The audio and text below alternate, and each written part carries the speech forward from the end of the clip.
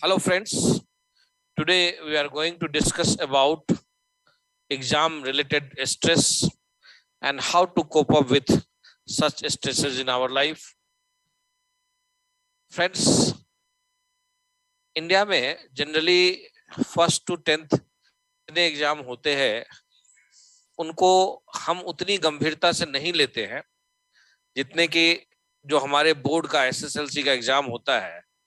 अचानक वो बच्चा स्पॉटलाइट में आ जाता है और सभी लोग घर में ये पूछना शुरू करते हैं तुम्हारा बोर्ड का एग्जाम कब शुरू हो रहा है।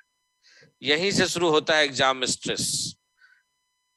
इससे पहले वो हर एक एग्जाम बहुत नॉर्मल तरीके से दे रहा होता है, क्योंकि बोर्ड का एग्जाम एक ऐसा एग्जाम है वो क्यों अहमियत रखता है।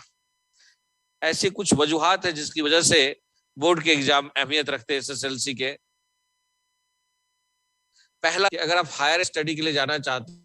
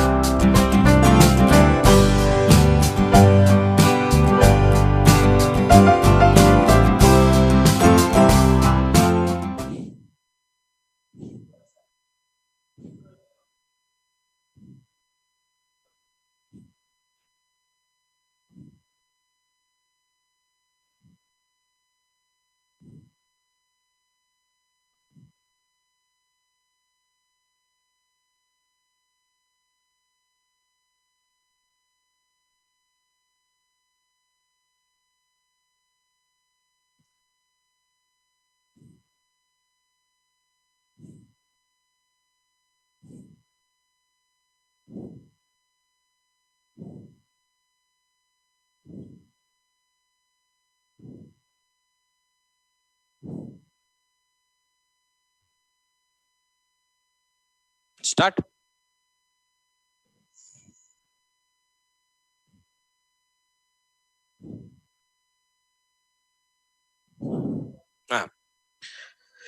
Hello friends, today I am going to discuss you how to overcome the exam related stress. Actually, by the time you enter into the 10th exam or SSLC exam, people start asking you, and you are you find yourself into the spotlight. Suddenly you find yourself into the spotlight. What is the reason behind? There are few reasons which makes you into the spotlight. Is this is the exam which is the entry gate of entire higher studies in India. This is the exam which opens up the entire career window in your life. And this is the exam where the real competition starts. My dear friend, prior to 10th exam, you are situated in a school where only a strength of 50, 100 students are studying along with you. So a peer group of 50 or 100 students are there. But all of a sudden, during the SSLC exam, you find that people with whom you are going to confront are in lakhs. They are not in hundreds or thousands, right? That is why this exam becomes into the spotlight for every individual. And it becomes a memorable moment in the life of an individual. My dear friends, now बहुत सारे लोग ये पूछते हैं कि आखिर ये exam का स्ट्रेस आता कहाँ से है? अगर हम उस रूट को समझ लें, तो उस रूट को अगर हम समझ लेंगे तो हम उसका रेमेडी भी समझ लेंगे। देखिए, सबसे पहले किसी भी चीज का जन्म मन में होता है, यानी वो माइंड के रूट से पहुंचता है। माइंड के रूट में कैसे पहुंचता है? माइंड का एक पहले से प्रिज्यूम्ड कॉन्सेप्ट होता है, एक कंफर्ट जोन होता है। अब माइंड का कंफर्ट जोन क्या है? यानी आप फर्स्ट से 9 तक जितने भी एग्जाम आपने दिए, आपसे किसी ने नहीं पूछा कि आपका मार्क्स क्या है, मोहल्ले वाले ने नहीं पूछा, समाज वाले ने नहीं पूछा, बहुत कंफर्टेबल थे आप और आपका घर और आपके क्लास टीचर तक बातें सीमित थी। अब इसके बाद जब एसएसएलसी का एग्जाम होगा, दुनिया आपसे पूछेगी 10th का मार्क्स क्या है, और उसके आधार पे आपको कॉलेज डिसाइड होगा कि अच्छा कॉलेज मिलेगा नहीं मिलेगा। तो एक अचानक एक प्रेशर बनता है माइंड पे। तो ये प्रेशर क्यों बनता है? यहाँ पे कंफर्ट जोन में आप पहले से प्रिपेयर्ड नहीं थे कि कुछ ऐसा होने जाने वाला है कि जिसमें हजारों लाखों लोगों को आपको जवाब देना होगा, ठीक है, कि भाई आप कौन हो। और अब आप कहेंगे कि करियर की अहमियत क्या है, क्यों हमारे जिंदगी में ऐसी क्या चीज है जो करियर बदल सकती है। देखिए, हमारे यहाँ कहते हैं कि education is just like the second birth in our life and education is the passport to upper social mobility. तो कहने का मतलब यह है कि एक जन्म आपके अब्बू ने दिया, आपके अम्मी ने दिया, ठीक है, लेकिन एक समय के बाद जब आप जैसे जैसे बड़े हो रहे होते हैं, तो जिस तरह से आपके अब्बू पूरी तरह से इंडिपेंडेंट है, वो ये चाहते हैं कि अगर वो नहीं रहे इस दुनिया में, आपके अम्मी और आपके अब्बू, तो भी एक सहारा आपके जिंदगी में कभी खत्म ना हो। और इसी सहारा के लिए ये जरूरी होता है कि आप समय रहते एक करियर ऑप्शन को अपना लें। और ये करियर ऑप्शन का विंडो 10th के बाद ही खुलता है हिंदुस्तान में, उससे पहले कोई करियर ऑप्शन नहीं खुलता है। 10th के बाद अगर आपकी उम्र 18 ईयर्स हो चुकी है तो बहुत सारे क्लरिकल जॉब के लिए आप अप्लाई कर सकते हैं। 12th के बाद एक अच्छा कॉलेज अगर आपको 10th के बाद मिल जाता है तो नीट, IIT जैसे बहुत अच्छे अच्छे करियर आपके लिए खुल जाते हैं, ठीक है। उसके बाद 10th के बाद अगर आप 12th कर लेते हैं, 12th के बाद ग्रेजुएशन कर लेते हैं, तो इंडिया का बेस्ट करियर है, सिविल सर्विसेज आपके लिए ओपन अप होता है। इस तरह से multiple career options open up होते हैं। और हम इंडियंस को ये सोचना चाहिए कि जब हम सब्जी लेने जाते हैं तो वी आर द बेस्ट बार्गेनर्स। 5 रुपया बचाने के लिए 50 रुपए का पेट्रोल जला देते हैं ठीक है। तो जब करियर का मसला होता है तो उसको इतने लाइटली क्यों लेते हैं? जब आप सामान खरीदने में कॉम्प्रोमाइज नहीं करते हैं तो करियर में भी कॉम्प्रोमाइज नहीं करना चाहिए। यहीं पे विजडम इंस्टीट्यूशन का मतलब समझ में आता है कि विजडम आपके सपनों को पंख लगाती है और उन सपनों को मंजिल तक पहुंचाने का काम करती है। आप यकीन मानिए, मैं जब से आया हूं, जब से यहाँ का सफलता सक्सेस रेट देख के हैरत अंगेज हूं। यहाँ पे स्ट्राइक रेट जो मेडिकल का है वो 60% सक्सेस रेट है, जो इंडिया के किसी भी इंस्टीट्यूट में आज तक कहीं भी नहीं देखा गया है। इसलिए hats off to Wisdom Academy, Wisdom institutions, जिन्होंने लगातार इस आपके सपनों को मंजिल देने की कोशिश में अनवरत लगे हुए हैं। मैं इसके लिए आभार प्रकट करता हूं यहाँ के चेयरमैन आसिफुद्दीन सर का, यहाँ के एमडी फरहान सर का, और तमाम जो टीम है विजडम की, जो यहाँ के teaching and non teaching staff है, जो दिन रात लगे हुए हैं इसी कोशिश में। हमें भी बुलाया गया है। मैं एक IAS हूँ और मैंने देश को कम से कम 300 IAS दिए हैं, और यहाँ पे बोर्ड में लाने का मकसद ये है कि बोर्ड के जो बच्चे हैं उनको कैसे उनका स्ट्रेस दूर किया जाए, ताकि जिंदगी में कभी उनको स्ट्रेस दिखे ही नहीं। देखिए, स्ट्रेस क्यों होता है? स्ट्रेस किसी चीज को मान लेने से होता है। जैसे आप एक गड्ढे में गिर गए, ठीक है, कोई बात नहीं है, आपको स्ट्रेस इसलिए हो रहा है क्योंकि आपके दिमाग में सडनली आ रहा है कि कहीं कोई देख तो नहीं रहा है। लेकिन यकीन मानिए, जब आप ये समझ लेंगे कि कोई आपको देखना नहीं चाहता है, न देखने में दिलचस्पी रखता है, तो स्ट्रेस खत्म हो जाएगी। जनरली हमारे दिमाग में होता है कोई हमें देख रहा है कि हम गड्ढे में गिर रहे हैं। बिल्कुल नहीं, 21st सेंचुरी है, गड्ढे में गिरिए, उठिए, अपना देख खुद जारिए और भागिए, दौड़िए, आगे बढ़िए। यहीं से शुरू होगी आपके सपनों की उड़ान। आपको 100 बार गिरना है, 101 बार उठना है। रिसिलियंस कहते हैं। जिंदगी में हर एक गिरना एक नई उठान की तरफ लेके जाता है। माउंटेनियरिंग में पहली जो ट्रेनिंग होती है वो रीच एंड ग्रास्प की ट्रेनिंग होती है। यानी जब आप एक रीच को पकड़ते हैं तो एक नए ग्रास्प की तरफ देखते हैं। उसी तरह से जब आप एक अच्छा, देखिए होता क्या, 10th के एग्जाम को क्यों इतना इंपॉर्टेंस देते हैं? 10th का एग्जाम बहुत अच्छा होना यानी एक अच्छी शुरुआत होना। यहाँ आप अगर टॉप करते हैं तो पूरे यहाँ के CM से लेके यहाँ के जितने मिनिस्टर्स होंगे उसके नजर पे, आप रडार पे होंगे कि ये बच्चा टॉप किया है। निश्चित तौर पे मायने रखता है कि पूरे स्टेट में एक बच्चा कैसे फर्स्ट रैंक या सेकेंड रैंक लाता है। तो यहाँ पे अगर हमारे यहाँ विजडमाइट में हमें प्राइड है कि हमने 125/125 लैंग्वेजेस में दी है, हमने 100/100 जो है सब्जेक्ट्स में दी है, जो शायद ही कहीं कर्नाटक के किसी स्कूल में हुआ होगा। ये एक अद्भुत मिसाल है और हम चाहते हैं कि इसी मिसाल को आगे बढ़ाएं। डियर फ्रेंड्स, हमको ये देखना होगा कि हम कैसे, देखिए डॉक्टर राजेंद्र प्रसाद हमेशा ये कहते थे कि भारत के पहले राष्ट्रपति थे, वो कहते थे कि इंडिया की सबसे बड़ी प्रॉब्लम यह है कि हम ये सोचना शुरू कर देते हैं लोग क्या कहेंगे। अरे भाई, गो टू हेल, लोग गए थे, क्या करना है, लोग कुछ नहीं कहेंगे।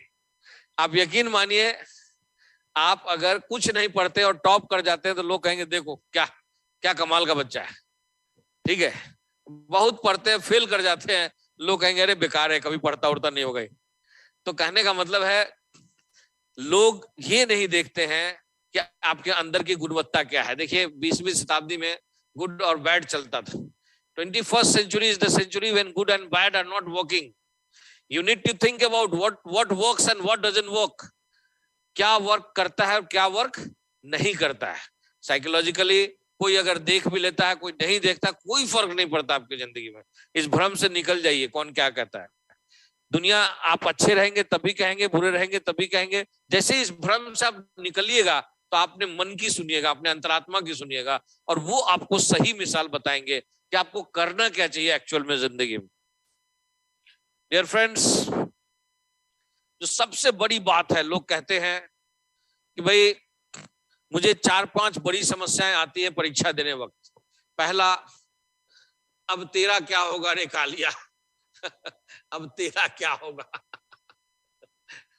यानी हमें ये लगता है हमने ये किया है, वो किया है, ये किया है, वो क्या, बहुत जंबल है और कुछ याद है कुछ नहीं है।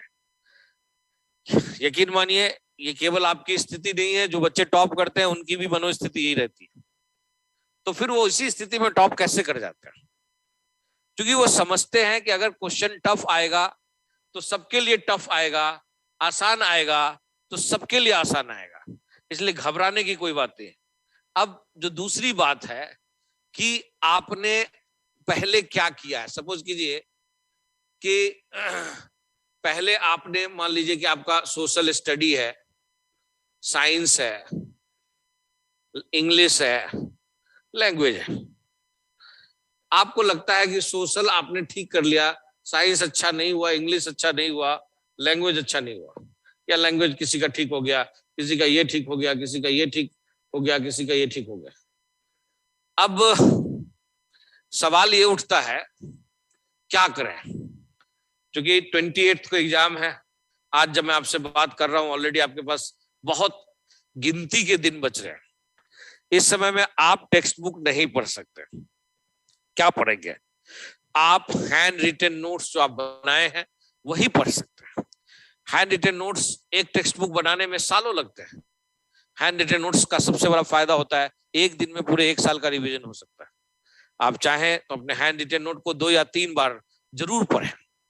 पढ़ने के बाद याद करें, उसके बाद एक मेंटल पिक्चर बनाएं। मेंटल पिक्चर शाम में रोज सोचे आज हमने क्या पढ़ा, आज हमने क्या पढ़ा, और उसके आधार पे एक मेंटल पिक्चर बनेगा। और जनरली कैसे हम क्यों भूलते हैं, याद रखिए भूलते यूं हैं क्योंकि जब हम पढ़ते हैं तो सरसरी निगाह से पढ़ते हैं नहीं। अगर किसी चीज को याद करना है तो पढ़ते वक्त रुकिए और अपनी आंखों को रोकिए उस जगह पे जो चीज आप पढ़े हैं। जैसे ही आंखों तक वो रुकेगी वो चीज, वो ब्रेन तक जाएगी और ब्रेन से वो पूरे आपके पूरे जो आपका जो सेंसर्स है, अलग अलग सेंसर्स को अलर्ट करेगी। लेकिन जनरली जब आप सरसरी निगाह से पढ़ते हैं तो ओवर कॉन्फिडेंस में आप रुकते नहीं हैं। जो चीज आपको समझ में नहीं आती वहां पे रुकना बहुत जरूरी है, और रुक के बार बार उसको इमेज में ढालना। जो चीज आप पढ़े हैं, जो चीज पढ़ रहे हैं, उसका इमेजिनेशन में लाना, उसका एक इमेज बनाना। होता क्या है, लर्निंग का प्रोसेस क्या है? लर्निंग में देखिए 3 चीजें होती है। एक जो आप सुनते हैं ऑडिबिलिटी, दूसरा इमेज, ठीक है, और तीसरा उसका जो ओवरऑल रिसेप्टिविटी होता है, ओवरऑल कम्युनिकेशन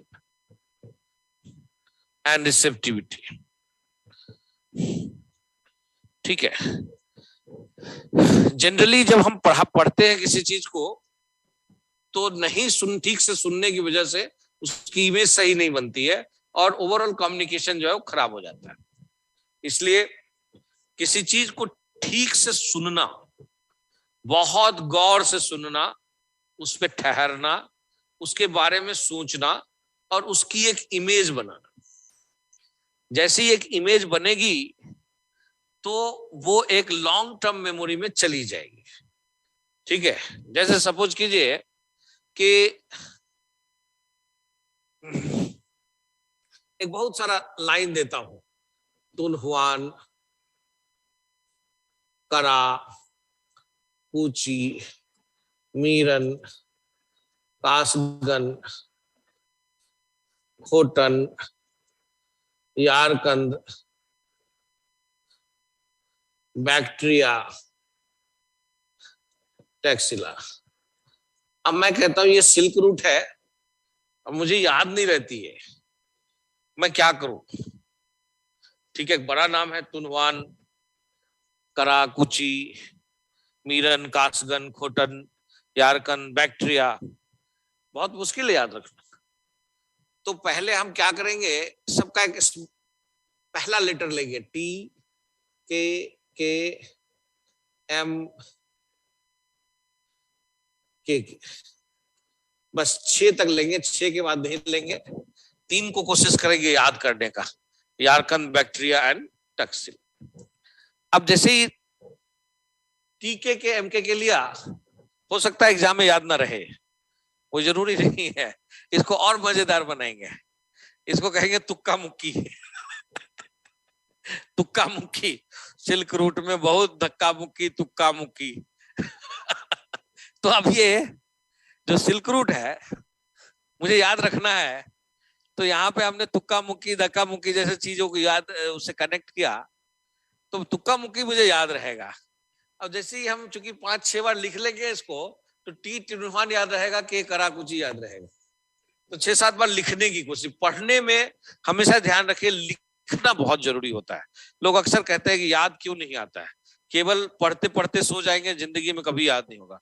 पढ़ने के बाद जैसे ही आप लिखते हैं और अपने हाथ से लिखते हैं तो आपके पूरे मेमोरी सिस्टम से वो जुड़ जाती है। इसलिए पढ़ने के बाद अपनी भाषा में लिखना सबसे ज्यादा जरूरी है किसी भी चीज को, तभी वो आप पूरी तरह से समझ पाएंगे। अब लोग पूछते हैं वही ये, अब एक उदाहरण आपने कह दिया। अब दूसरा मैं कह सकता हूं कि चलिए ये इसके अलावा भी एक उदाहरण बता सकता हूं कि जैसे मान लीजिए कि न्यूज एजेंसी है,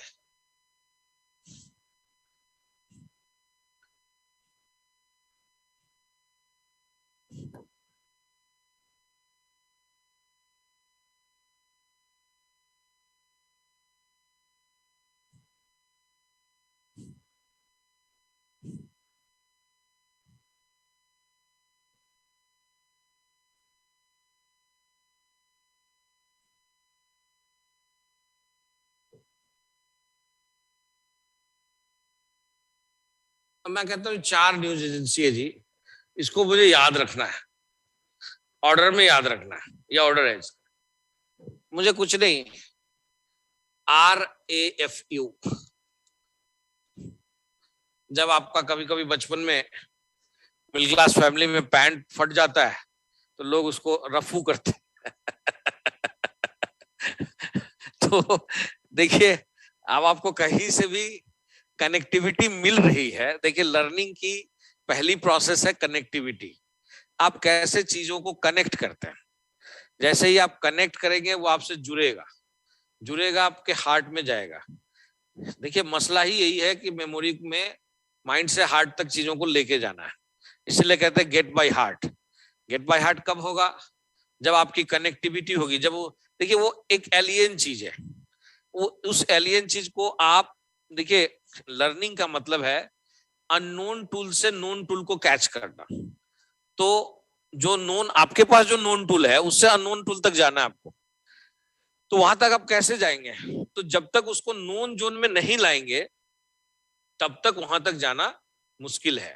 यानी लर्निंग का मतलब ही किसी चीज को परिचित बनाना।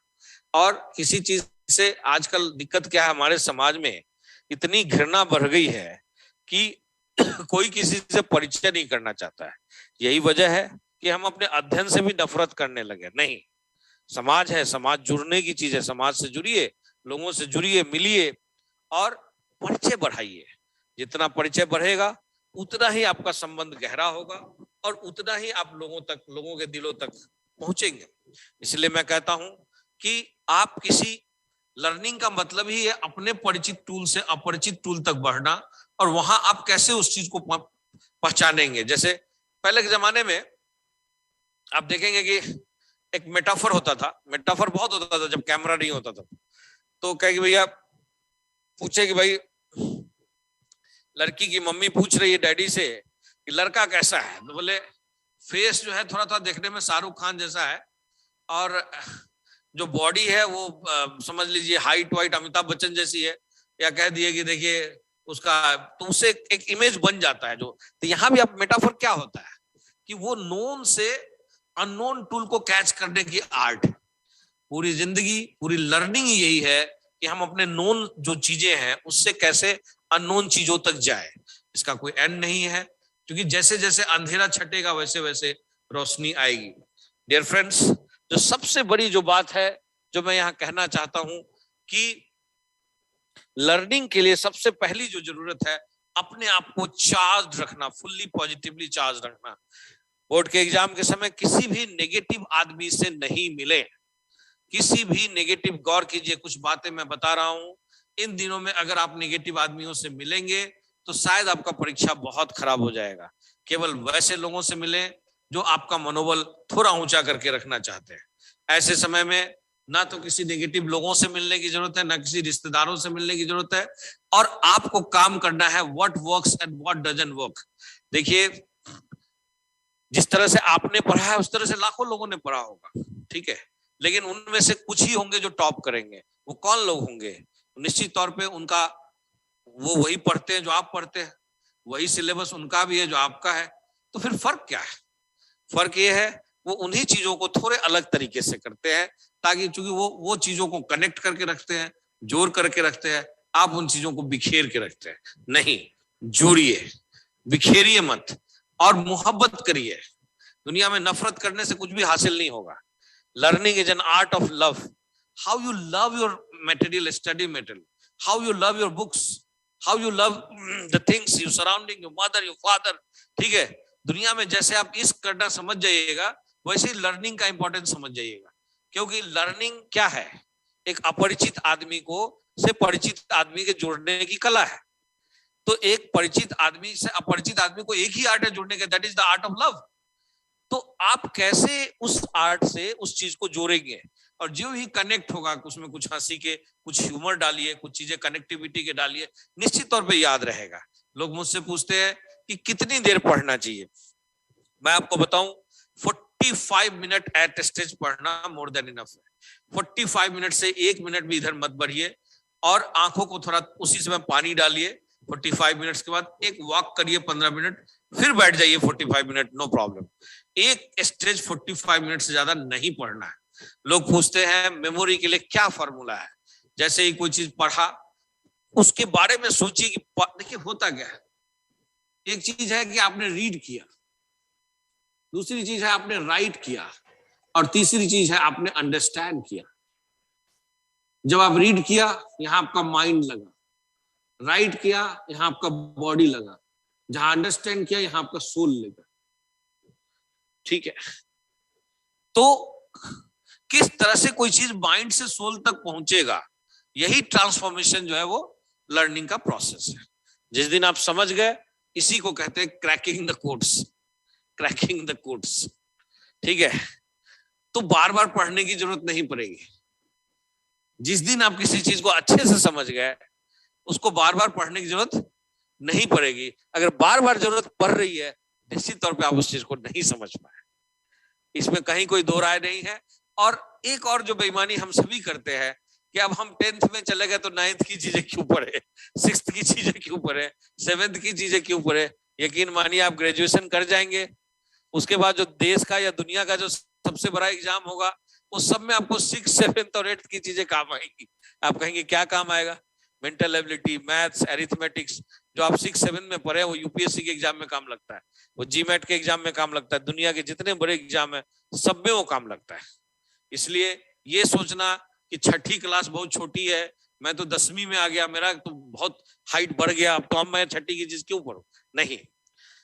पढ़ाई के लिए कबीरदास ने बड़ी अच्छी बात कही है, कबीरा ये घर प्रेम का, खाला का घर नहीं, सी सुधारे भूई धरे तब पैसे गरमाए। ये प्रेम का घर है, अल्लाह का घर है। यहाँ पे घमंड से, ईगो से काम नहीं चलेगा। लर्निंग क्या है? लर्निंग आपके अंधेरे को छांटता है, आपके अंधकार को मिटाता है। यहाँ पे आप किसी घमंड से चलेंगे कि नहीं मुझे तो 6ठी की चीज आती होगी, नहीं। आप टेस्ट करिए 6ठी की चीज आती है कि नहीं, दोबारा टेस्ट करिए 7वीं की चीज आती है कि नहीं। और लर्निंग तभी आपकी आगे बढ़ेगी जब आप क्यूमुलेटिव तरीके से आगे बढ़ेंगे।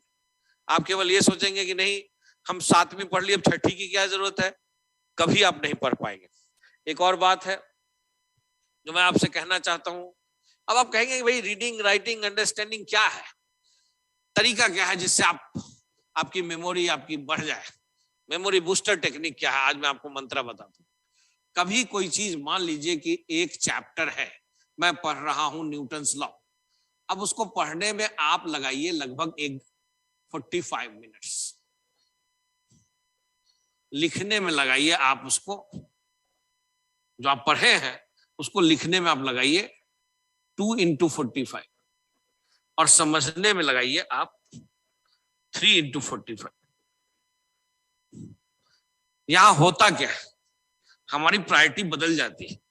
हम पढ़ने में लगा देते हैं 3 × 45, लिखने में लगा देते हैं 45, और ये 25 लगाते हैं। नतीजा ये होता है कि हमारी जो चीज है वो सोल तक ठीक से नहीं पहुंचती। ये सारा मसला प्रायोरिटी का है। पढ़िए, लिखिए और समझिए। समझने पे ज्यादा ध्यान दीजिए। जितना ज्यादा आप समझेंगे उतनी क्लैरिटी आएगी, उतना ज्यादा आपके दिमाग से हेज हटेगा। वो जो झंझट है, वो जो उन्माद है, जो बादल, वो सारे बादल खत्म हो जाएंगे। जितनी क्लैरिटी आएगी उतने ही आप हैप्पी दिखोगे, और उसके बाद आप उसके अप्लाइड पार्ट को समझ पाओगे। अच्छा वो गन चलता है तो पीछे की तरफ धक्का अच्छा हो इसलिए देता है, रॉकेट चलती है अच्छा इसलिए, तो वहां पे आप सोचने में ज्यादा वक्त लगा रहे हैं। और जब आप सोचने में ज्यादा वक्त लगा रहे हैं, उसका फायदा क्या हो रहा है आपको? सबसे बड़ा फायदा ये हो रहा है कि जो चीज आप सीख रहे हैं उसका आप ज्यादा से ज्यादा उपयोग में ले रहे हैं। अब कई लोग मुझसे पूछते हैं कि सर क्या करना चाहिए, इस समय में क्या करना चाहिए? देखिए, अभी बहुत बड़े बड़े सब्जेक्ट एक्सपर्ट्स आपको यहाँ पे आए हैं, मैंने भी सुना है उनको, बहुत बेहतरीन नॉलेज आपको मिल रही है कि कैसे कम समय में उन्हीं चीजों पे फोकस करें जो काम में आती है परीक्षा में। देखिए, at the end of the day nothing succeeds like success. आपसे पूछेंगे लोग सक्सेस हुए कि नहीं हुए, ठीक है, ये नहीं पूछेंगे कि आप कैसे पढ़ते थे, क्यों पढ़ते थे, क्या पढ़ते थे, आपका कहाँ गड़बड़ होगा, नहीं। अब सवाल ये है कि फेल्योर का कैसे इस्तेमाल करें। देखिए, ऐसा माना जाता है कि जिंदगी में फेल्योर जो है वो दुनिया का सबसे बड़ा टीचर होता है, ठीक है। कब हो सकता है? अगर आप फेल्योर को समझने की कोशिश करें, फेल्योर क्यों हुआ उस प्रोसेस को समझने की कोशिश करें, अगर आप ये समझने की कोशिश करें कि यहाँ पे क्या स्टेपिंग हमको लेना चाहिए था जो हम नहीं ले पाए, तो शायद आप आगे कभी फेल नहीं हो पाएंगे। जनरली ये होता है, फेल्योर को हम भूलना शुरू कर देते हैं। जैसे ही हम भूलते हैं तो फिर वो गलतियां हम दोबारा दोहराते हैं। इसलिए फेल्योर को भूलना नहीं है, फेल्योर से सीखना है। और यही नहीं हो पाने की वजह से बच्चे कहते हैं कि साहब हमारे मार्क्स नहीं आ रहे, हम फेल कर रहे हैं, हमको ये करना था, हम वो कर नहीं पा रहे। ऐसे बहुत सारी चीजें होती है। अब ये सवाल उठता है कि चलिए आपने फेल्योर को भी समझ लिया, आखिर क्या करें कि जिससे हम बोर्ड में मैक्सिमम स्कोर करें? आखिर क्या करें कि जिससे हम आगे के हमारे करियर ऑप्शंस ज्यादा ब्रॉडन अप हो जाए? आखिर हम क्या करें? तो सबसे पहले हम बैठ के सोचे अपने बारे में। यकीन मानिए, दूसरे क्या सोचते हैं इससे कोई फर्क नहीं पड़ता है, आप अपने बारे में क्या सोचते हैं इससे बहुत ज्यादा फर्क पड़ता है। जनरली प्रॉब्लम यह है कि आप अपने बारे में भी दूसरे के मुंह से सोच बनवाते हैं और उसमें आपकी ज्यादा दिलचस्पी होती है। ये गलत परंपरा है, इस परंपरा को तोड़िए। आप अपने साथ बैठिए, अपने कॉन्साइंस के साथ बैठिए। कॉन्साइंस से बड़ा कोई दोस्त नहीं होता है, आपको बताएगा क्या करें क्या ना करें, क्या करना चाहिए क्या नहीं करना चाहिए। बोर्ड के एग्जाम में कई लोग सोचते होंगे कि 20 घंटा पढ़ेंगे तो टॉप कर जाएंगे, गलत सोच। आप नींद बहुत अच्छी आनी चाहिए, मेमोरी का नींद से बहुत अच्छा रिश्ता है। कई बार जब आप सवाल एग्जाम में दे रहे होते हैं तो कई तरह के एरर होते हैं, जिनमें एक होता है विजन एरर। कई बार जब आप सवाल दे रहे होते हैं तो स्पॉट मेमोरी लॉस एरर होता है। अब आप कहेंगे विजन एरर क्या है? कई बच्चे ऐसा होता है कि वो क्वेश्चन नंबर 1 बना लिए, 2 बना लिए, 3 बना लिए, 4 बना लिए, 5 उनको नहीं आता है। यहां पे क्या करना चाहिए? 5 को घेर देना चाहिए। 6 आता है। अब उन्होंने क्या किया, 6 का आंसर सी है और उन्होंने 5 का जहां पे कलर करना था वहां सी लिख दिया, जबकि 5 का आंसर बी भी हो सकता है। इसको कहते हैं विजन एरर। ये बहुत सारे बच्चों में, यूपीएससी में, आईआईटी में, नीट में, सारे एग्जाम में होता है। कई नीट के बच्चे मुझे मिले, उनमें ये होता है। तो इसकी जो सबसे पहली जो गलती ये होती है कि हम क्वेश्चन जब बना रहे होते हैं तो हम वहां पे घेरते नहीं क्वेश्चन पेपर के सामने उसको, कि पेपर को घेरने का मतलब है I will have to come and return. तब ये गलती हमसे नहीं होगी। दूसरी बात ये होती है स्पॉट मेमोरी लॉस। कहते हैं कि साहब हमने ये सवाल पढ़ा हुआ है, देखा हुआ है, आंसर अभी पता है, ध्यान में नहीं आ रहा है, और इस शौक में हम बाकी सवाल भी नहीं बनाते हैं। नहीं, ये गलती कभी मत करिए। अगर कोई सवाल नहीं आता है उसको आप अपने मेमोरी के सर्च इंजन में डाल दीजिए, उसके बारे में थोड़ी देर सोचिए और सोचने के बाद रुक जाइए। रुकने के बाद आप उसको मेमोरी इंजन, जैसे अब रुकेंगे आपकी आंखें रुकेंगी, इमेज बनाएगी, इमेज बनाने के बाद वो सर्च प्रोसेसिंग में चला जाएगा। उसके बाद आप दूसरे सवालात करने शुरू कीजिए। ABC जो भी सवाल जो आपको आता है आसान दिखता है वो करते चले जाइए। जब वो सवाल बनते रहेगा लगभग आधे घंटे के बाद अचानक जो आपने मेमोरी में डाला है वो खुल के आएगा, और तब उस क्वेश्चन को चूंकि आपने घेर के रखा है तो आप आएंगे और उसका आराम से आंसर दे पाएंगे। ठीक है, अगर आपने नहीं घेरा है तो फिर आप उस क्वेश्चन का आंसर ठीक से नहीं दे पाएंगे, ये भी प्रॉब्लम आपके साथ आएगी। अब इस तरह से आप स्पॉट मेमोरी लॉस को रिकवर कर सकते हैं। कई लोग आपको कहते मिलेंगे यार एग्जाम में ध्यान नहीं आया, बाद में याद आ गया। यहीं पे अगर आपने 20 मिनट या 25 मिनट एक क्वेश्चन ये सोचने में खराब कर लिया, मुझे आता था अभी मैं क्यों नहीं कर पा रहा हूं या कर पा रही हूं, तो शायद ये आपके लिए बहुत नुकसानदायक होगा। परीक्षा देना एक कला है, पास करना उससे भी बड़ा कला है। एक चीज और ख्याल रखिएगा, परीक्षक को सपने नहीं आते एग्जामिनर को, इसलिए आपकी जो हैंडराइटिंग होनी चाहिए वो नीट होनी चाहिए। और कई बार परीक्षक पूरा नहीं पढ़ पाते हैं, इसलिए कम से कम कुछ मुख्य बिंदु जरूर उसमें होने चाहिए, तो इसका आपको फायदा निश्चित तौर पे मिलेगा। एक और ख्याल रखना चाहिए कि पिछले 5 से 10 सालों के जो प्रश्न पत्र आए हैं उनको एक बार परीक्षा भवन में जाने से पहले उसके आंसर जरूर कंसल्ट कर लिए जाने चाहिए। जनरली हम पिछले प्रश्न पत्रों को नहीं देखते हैं और सिर्फ चैप्टर के ऊपर फोकस्ड रहते हैं। एक और बात ध्यान देना होगा, क्या आपने किया है वो निश्चित तौर पे उसके प्रति आपको थोड़ा कॉन्फिडेंस भी होना चाहिए। आई कैन राइट, ये तभी हो सकता है जब आप डेली जो पढ़ते हैं उससे 10 या 15 पन्ने आप लिखते हैं, भले ही सही हो गलत हो, लिखने की आदत होनी बहुत जरूरी है। अधिकतर बच्चों की प्रॉब्लम क्या है, लिखने की आदत नहीं होने की वजह से अचानक जब बोर्ड का एग्जाम आता है तो उनको बहुत तरह की समस्या सामने फेस करना पड़ता है। हालांकि ऐसा नहीं कि वो नहीं जानते, आप देखेंगे और आप अचरज भी करेंगे कि उनको आती है वो चीज, लेकिन लिखने की आदत नहीं है। समझने की आदत है, लिखने की नहीं है। लेकिन नहीं, जब तक आपको लिखने की आदत नहीं आएगी तब तक आपका जो लर्निंग है वो क्रिपल्ड ही कहलाएगा। इसलिए लिखना बहुत जरूरी है। मैं अक्सर कहता हूं चाहे गलत हो चाहे सही हो, पहले लिखिए। लिखेंगे तभी तो ये पता चलेगा कहाँ गलती कर रहे हैं। आप लिखेंगे नहीं तो कहां से पता चलेगा। कई लोग कहते हैं कि सर क्या करना चाहिए कि जिससे निश्चित तौर पे जिंदगी में सफलता मिलके रहे, चाहे दुनिया कितनी भी उलाहना दे। देखिए, सबसे पहले इस समझ को विकसित करने की जरूरत है कि मेरा एक पहचान है और दुनिया में बहुत लाखों लाखों करोड़ों लोगों की भीड़ है। उस भीड़ में इंसान को अपनी पहचान बनाना सबसे बड़ी चुनौती है। तो वो पहचान तभी बनेगी जब वह इंसान बाकी लोगों से अलग हटके दिखेगा। लोग आपसे पूछेंगे भीड़ में आपकी क्या पहचान है, आप कौन है। तो इसलिए आपको कुछ ऐसा करना होगा जो अब तक लोगों ने नहीं किया।